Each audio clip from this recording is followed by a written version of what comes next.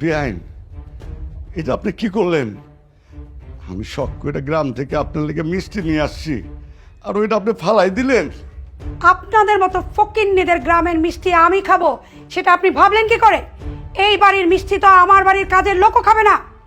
এই দারোয়ান, এই মিষ্টিগুলো নিয়ে যাও, আর আমার গেটের সামনে যে কুকুরগুলো আছে না তাদেরকে দিয়ে দাও। যদি তারাও না খায় তাহলে ডাস্টবিনে ফেলে দাও। বেআইন, আপনি সব কি কইতেছেন? আমি শখ করে আপনার লেগে মিষ্টি আনছি, এগুলো কুকুর রেখা হইবেন? এইভাবে আমার অপমান করতেছেন। আপনাদের মতো ফকিন্নিদের শরীরে তো মানুষের চামড়া না, গন্ডারের চামড়া। হাজার কথা বললেও আপনাদের গায়ে লাগে না। সামান্য কয়টা যৌতুকের টাকা দিতে পারেন না, আসছেন বড় বড় কথা বলতে। না বলি, যৌতুকের টাকাগুলো কবে দিবেন বলেন? বেআইন, এতগুলি টাকা আমি এত তাড়াতাড়ি করতে দেবো? আমার আর কয়টা দিন সময় দেন। না, আমার বাবা আজকে আমার জন্য এত অপমানিত হইতাছে। আজকে এই দিনটা আমার দেখা লাগতেছে। এই দিন দেখার আগে আমার মরণ হইল না কেন? আমি আপনাকে অনেক সুযোগ দিয়েছি, কিন্তু আর সুযোগ দেব না। আপনি আপনার মেয়েকে সাথে করে নিয়ে যাবেন, আমি আপনার মেয়েকে রাখতে পারবো না। বেআইন, আমি আপনার পা দুইটা দুইটা কইতেছি, আমার মাইয়াটা সবে মাত্র বিয়ে হয়েছে। এখন আপনার বাড়ির থেকে ওরে তাড়াই দিয়েন না, সমাজে আমার মাইয়া মুখ দেখাইতে পারবো না, আর লোকজনে কথা বলা বলি করবে। আমার মায়াটা শ্বশুর বাড়ির থেকে তাড়াই দিয়েছে।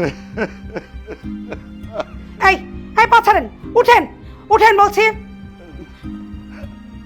পা ধরে কোনো লাভ হবে না, হয় আপনি আমার টাকা দেন, আর নয়তো আজকেই আপনার মেয়েকে সাথে করে নিয়ে যান।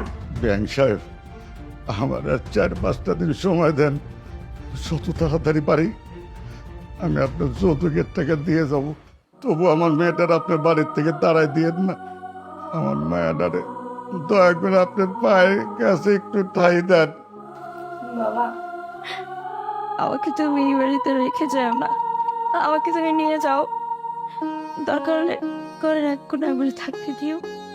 আর যদি সেইটাও না পারো, তাহলে বাজার থেকে আমার লেগে একটু বিষ এনে দাও।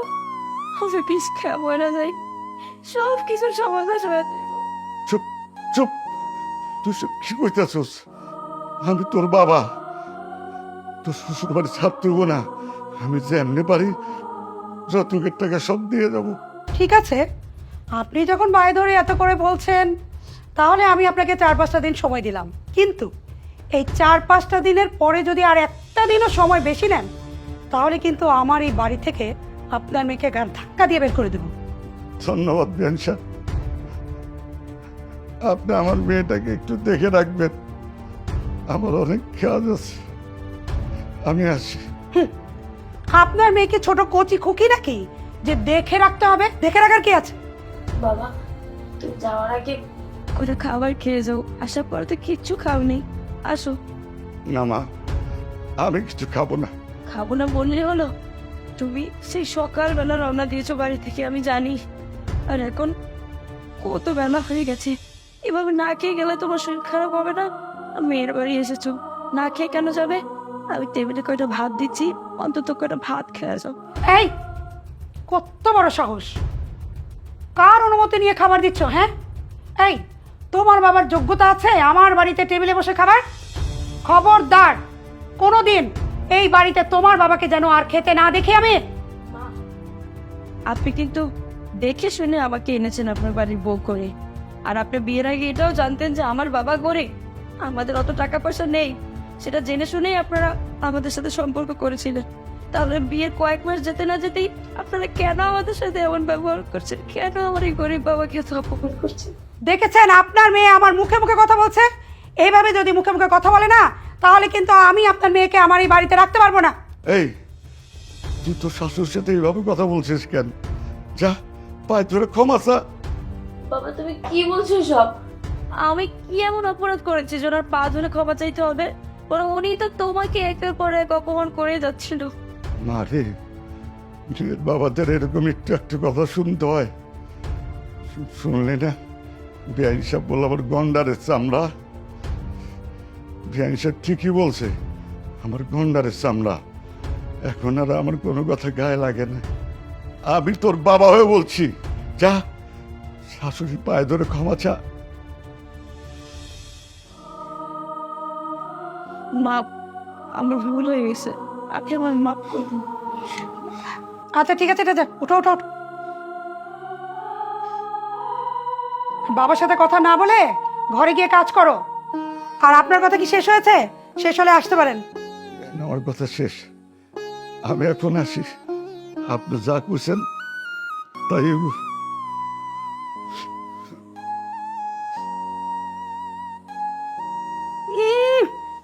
যত সব ঢং।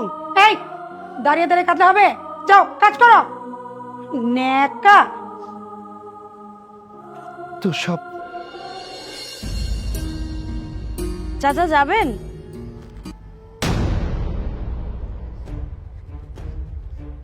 কি ব্যাপার চাচা, আপনি রিক্সা চালাচ্ছেন? আপনি তো আমার তালেই হন। আজকেই রিক্সা নিয়ে বাইর হইলাম, আর আজকেই কিনা আমার মেয়ের ননদের সামনে পড়তে হলো। এখন কি হবে, আমি কি বলবো? কি হলো, চুপ করে আছেন কেন? উত্তর দেন। আপনি আমার ভাইয়ের শ্বশুর, আপনি রিক্সা নিয়ে কেন বাইরে বেরিয়েছেন? আর আপনি কি আমাকে চিনতে পারছেন না? মা, আমি তোমার কাছে অনুরোধ করতেছি, আমি যে রিক্সা চালাই এই কথাটা তোমার বাড়িতে কাউকে কাছে কয়ো না। আরে না, আপনি সব কি করছেন আর কি বলছেন? আপনি আমার কাছে কেন হাত জোর করে অনুরোধ করতেছেন? আমার যে পাপ হবে। পাপ হইব কেন মা? আমি তো তোমার কাছে অনুরোধ করতেছি, আমি যে রিক্সা চালাই তুমি তোমার বাড়িতে কাউকে জানাও না মা। আচ্ছা ঠিক আছে, আপনি রিক্সা চালান, এই কথা আমি কাউকে বলবো না, আমি এটা স্বীকার করছি। কিন্তু আপনি যখন আমার ভাইয়ের সাথে আপনার মেয়েকে বিয়ে দেন, তখন তো আপনি অন্য কথা বলেছিলেন। তার মানে আপনি আমার পরিবারকে ঠকাচ্ছেন, তাই না? বিশ্বাস করো, আমি এর আগে কোনোদিন রিক্সা চালাইনি, আজকের থেকে রিক্সা চালানো শুরু করছি। আচ্ছা ঠিক আছে তালয় সাহেব, আপনি আমাকে একটু ক্লিয়ার করে বলেন তো, আপনি কেন এই বয়সে রিক্সা চালানো শুরু করছেন? না গো, আমি কেন রিক্সা চালাইতেছি সেই কথা আমি তোমারে কইতে পারব না। দেখুন তালয় সাহেব, আপনি যদি আমাকে সত্যিটা না বলেন, আমি তাহলে সবাইকে কিন্তু সবকিছু বলে দিব। না না, আমি কইতেছি, আমি রিক্সা চালাই তোমার মায়ের কারণে। কি? আমার মায়ের কারণে আপনি রিক্সা চালাচ্ছেন? মানে আমি তো কিছুই বুঝতে পারছি না। আমার মায়ের বিয়ে দেওয়ার সময় তোমার মায় আমার কাছে 5 লাখ টাকা যৌতুক চাইছিল, বিয়ার সময় 2 লাখ টাকা দিছিলাম, বাদ বাকি টাকা দিতে পারতেছিলাম না। তাই তোমার মা আমার মায়ের বাড়ির থেকে বাইরে করে দিতে চাইতেছিল। অনেক হাতে পায়ে ধরে রাজি করাইছি, আমার কয়টা দিন সময় দেন, সময় দিছে। আমি ঘর বেচা সব টাকা দিয়ে দিছি, আমার ঠাকুরের জায়গা নাই, তাই আমি এখন রিক্সা চালাই, পেট চালাই আর বস্তিতে থাকি। কিন্তু মা, তুমি কথা দাও, এই কথাটা তুমি তোমার ভাই মা আমার মায়ের কোনোদিন জানাইবা না? আমার মা যে এতটা খারাপ সেটা আমি জানতাম না। আমার মা এমন একটা কাজ করতে পারলো, এই বৃদ্ধ বয়সে আপনাকে বাইরে বের করে দিয়েছে রিক্সা চালানোর জন্য, তাও আবার যৌতুকের টাকার জন্য। চাচা, একটা কথা কি জানেন, আমারও যখন বিয়ে হয়েছিল আমাকেও না আমার শাশুড়ি যৌতুকের টাকার জন্য অনেক অত্যাচার করতো, কিন্তু আমার স্বামী ভালো থাকার কারণে আমি টিকে থাকতে পেরেছি। আমি বুঝতে পারছি বিষয়টা কি হয়েছে। আচ্ছা ঠিক আছে, আপনি কোনো চিন্তা করবেন না, আমি বিষয়টা দেখবো। না, আমি তোমার অনেক ভরসা করে কথাগুলো কইছি, তুমি কিন্তু এই কথাগুলো বললো না, বললে কিন্তু আমার মায়াটা আবার বাড়ির থেকে বাইরে করে দেবো। ঠিক আছে তালয় সাহেব, আপনি চিন্তা করবেন না, আমি কাউকে কিচ্ছু বলবো না। এই বেরো মা বেরো। কি করছেন? মা, মা আমাকে এভাবে মারছেন কেন? কারণ তোর বাবা এখন পর্যন্ত আমার যৌতুকের পাওনা টাকাগুলো দিতে পারে নাই, আর যে পাওনা টাকাগুলো দিতে পারে না তার মেয়েকে আমার বাড়িতে আমি 1 মিনিটও রাখবো না। তুই এখন এই মুহূর্তে এই বাড়ি থেকে বেরিয়ে যা।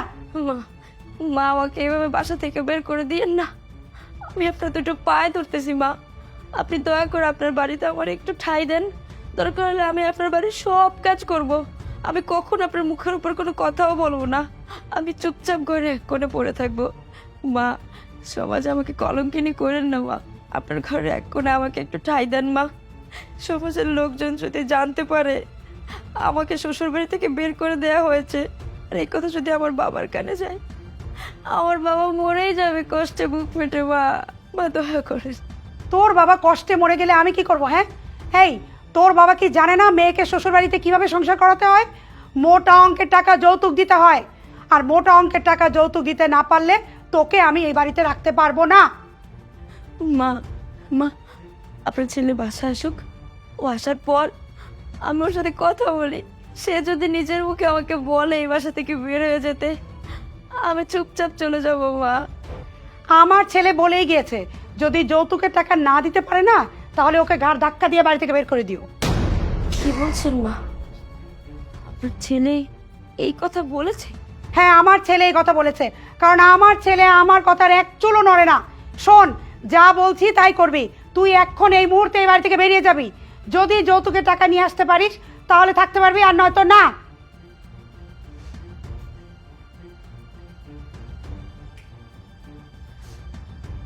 আমি না আসতে আমার মেয়েকে বের করে দিচ্ছেন? বের করবো না তো কি করবো? হ্যাঁ, আপনি তো যৌতুকের টাকাগুলো এখনো দিতে পারেননি। কি টাকাগুলো কি নিয়ে এসেছেন? না বেআইন সাহেব, যে আপনার টাকাটা আনতে পারিনি। আমি যার কাছে জায়গাটা বেচেছি সে বলছে আর 2-1 দিন পরে টাকাটা দিবে। টাকাটা দিলেই আমি আপনাকে দিয়ে যাব। আজকে না কালকে না, আজকে না কালকে না, এরকম বলতে বলতে তো অনেক দিন হয়ে গেল। আমি আর মানবো না। যৌতুকের টাকা যদি নিয়ে আসতে পারেন তাহলে আপনার মেয়েকে নিয়ে আসবেন, আর যদি যৌতুকের টাকা না আনতে পারেন তাহলে আপনার মেয়েকে সারা জীবনের জন্য আপনার কাছে রেখে দিয়েন। যান, নিয়ে যান। বাবা, তুমি বাড়ির জায়গাটা বিক্রি করে দিলে, তোমার থাকবা কই তাহলে এখন? না রে, হ্যাঁ আমি থাকার একটা ব্যবস্থা করব। আমি চাই তুই সুখে থাক, এতেই আমি খুশি। এই, আমি তোদের বাবা মেয়ের কোনো কথা শুনতে চাই না। এখন এই মুহূর্তে এখান থেকে চলে যা। আপনি যদি আরেকটু ভাইবা দেখতেন বেআইন সাহেব। আমি অনেক ভেবে দেখেছি, অনেক সময় দিয়েছি। আমি আপনার আর কোনো কথাই শুনবো না। এখন আপনি আসতে পারেন। আমার কথা একটু শোনেন। আমি বলেছি না, আপনাদের কোনো কথাই আমি শুনবো না। চলে যান এখান থেকে।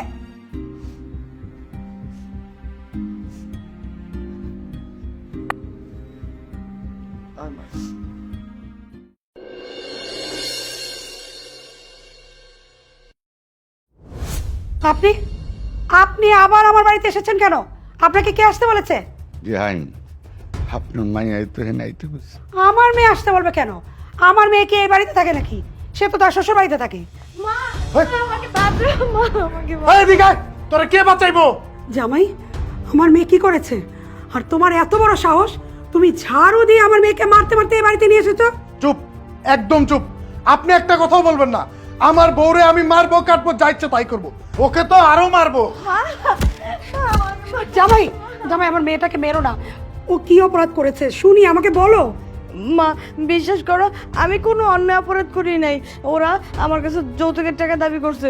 বলছে তোমার কাছ থেকে 20 লাখ টাকা যৌতুক নিয়ে যদি আমি না দিই তাহলে ওরা আমাকে কালকের মধ্যে ডিভোর্স দিয়ে দেবে। আমার শাশুড়ি আর আমার জামাই প্রতিদিন আমাকে মারধর করে। মা, কি 20 লক্ষ টাকা না দিলে তুমি আমার মেয়েকে ডিভোর্স দেবে?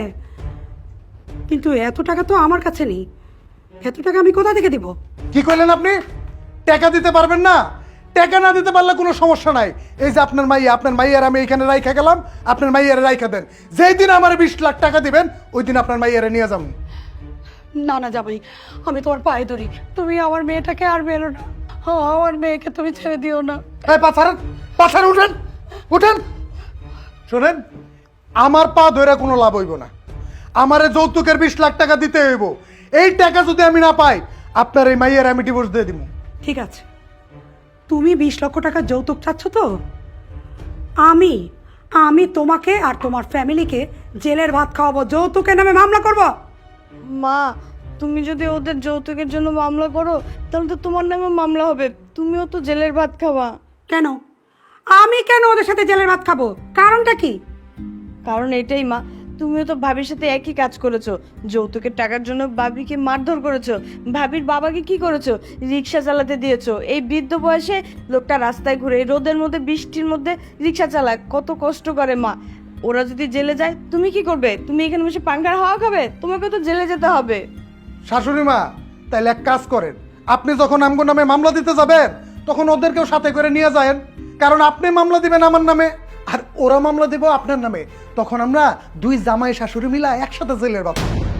না না, এটা হতে পারে না। কেন হতে পারে না মা? তুমি কি ভুলে গেছো? তুমিও তো যৌতুকের টাকার জন্য ভাবির সাথে একই আচরণ করছো, অন্যায় করছো।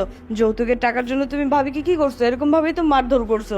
আর আমার জামাই ভুল কি করেছে? যৌতুকের টাকার জন্য তোমার মেয়ের সাথে সেম কাজটাই করেছে। তোমার যেরকম আমার জন্য খারাপ লাগছে, সেরকম ভাবির বাবারও তো তার জন্য একই কষ্ট হচ্ছে মা। কথায় আছে না, যেমন কুকুর তেমন মুগুর, মুগুর হাতে নিলে কুকুর এমনি ঘেউ ঘেউ করে পালাইবো। এখন আমি বুঝতে পারছি। হোমা, ব্যয় সাহেব, আমাকে ক্ষমা করে দেবেন। আমি আমার ভুল বুঝতে পেরেছি। আমি যৌতুকের জন্য বৌমার উপর অনেক অত্যাচার করেছি। আজকে যদি আমার মেয়ের সাথে এই ঘটনাটা না ঘটতো, তাহলে হয়তো আমি বুঝতেই পারতাম না যে যৌতুকের জন্য মেয়েরা শ্বশুর বাড়ি ছাড়া হলে মেয়েদের বাবা মাদের যে কতটা কষ্ট হয়। রেহাই, সত্যি বলেছেন? আমার মায়ের আর যৌতুকের জন্য কষ্ট দেবেন না? হ্যাঁ ব্যয় সাহেব, এখন থেকে বৌমা আমার ঘরে মেয়ের মতোই থাকবে। তাইলে মা, আপনার মেয়েরেও আমি আমার বাড়িতে নিয়ে যাব, আমারও যৌতুকের টাকা লাগবে না। দোলা আসো। জামাই, তুমি সত্যি বলছো? হ্যাঁ মা, আমি সত্যিই বলছি, আসো। চলো তাহলে আমরা যাই।